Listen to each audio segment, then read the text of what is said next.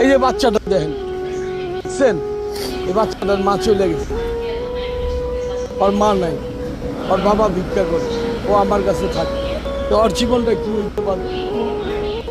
হ্যাঁ, আজকে ওর মা থাকলে এখানে দিত, কটা ভাত খাওয়াইতো, গোসল করাইতো, হয়তো স্কুলে পাঠাইতো।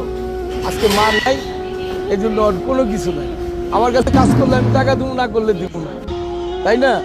পৃথিবীতে যার মা নাই, ওর কোনো কিছুই নাই। না, ইম্পসিবল, কোনোভাবেই না, কেউই না।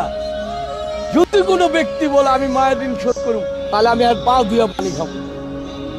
আপনি 1 মাস পেটে একটা পাথর বাঁধবেন তো 5 কেজি, হ্যাঁ, আর বেটি 9 মাস থাকে, এই পাথর নিয়ে খায়, ঘুমায়, সব কিছু করে, আর একটা বাচ্চা মানুষ করে। আপনারা কি মেয়ে পাগল হয়ে গেছেন? মার সাথে তুলনা দেন? আমি বিশ্বাস করি না, আমার গলায় চাকু ধরলেও আমি বিশ্বাস করি না যে একজন মায়ের চেয়ে ভালোবাসতে পারে কোনো মানুষ আছে পৃথিবীতে।